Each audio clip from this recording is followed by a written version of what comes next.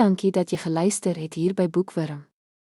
Onthou om asseblief die hou van knoppie te druk en in te teken op ons kanaal vir nog verhale vol avontuur, liefde en misterie. Deel jou gedagtes in die kommentare, ons hoor graag van jou. Tot die volgende storie, mooi loop.